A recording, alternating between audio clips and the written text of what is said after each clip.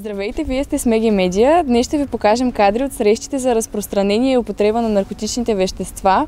На тази среща ние бяхме поканени от Регионалното управление на образованието, град Русе. Организатори на събитието са господин Румен Николаев и госпожа Росица Георгиева.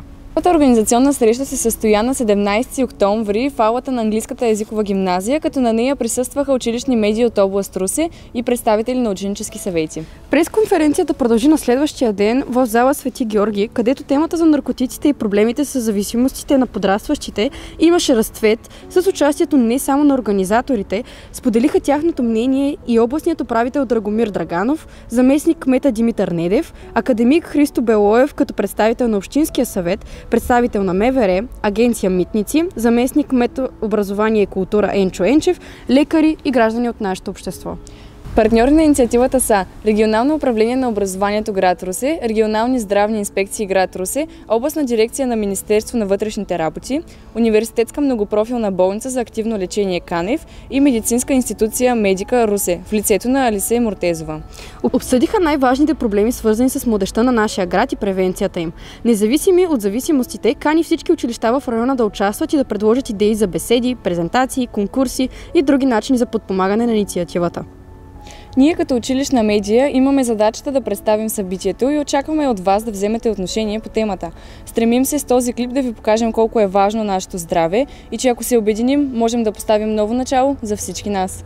Животът е пълен с възможности и приключения, които те чакат. Всеки ден имаш силата да избираш. Избери неща, които те карат да се чувстваш добре и те правят по-силен. Избери спорта, приятелите, музиката и хобитата, които обичаш. Не губи време за неща, които ти пречат да бъдеш най-добрата версия на себе си. Истинската смелост е да следваш мечтите си и да правиш избори, които те водят към щастлив и здравословен живот.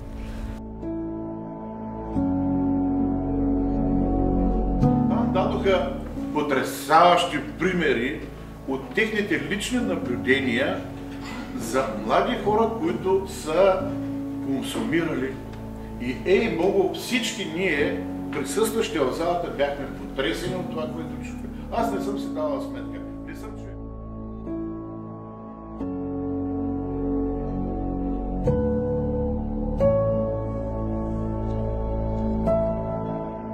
Здравейте, казвам се Ана Мария и съм тази годишният председател към Ученическия съвет на АЕГ.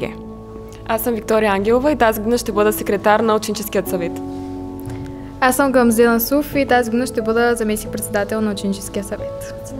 Чрез наркотиците, освен че се променя характера на даден човек, те наистина могат да разрушат нещо наистина специално.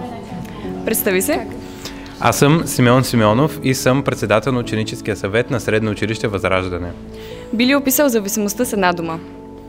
Изгниване. Защо според теб хората опитват наркотици и как могат да ги избегнат? Наркотиците главно са опитвани от просто това, че приятелите ти са решили да го опитат и ти имаш чувството, че изоставаш и трябва и ти да ги пробваш, за да видиш какво всъщност е това и защо те го употребяват. А как би помогнал на приятел или познат, който знаеш, че употребява наркотици? Не бих отишъл при семейството му директно, първо бих се опитал да говоря с него, защото говорейки директно с семейството му може да му повлияе зле.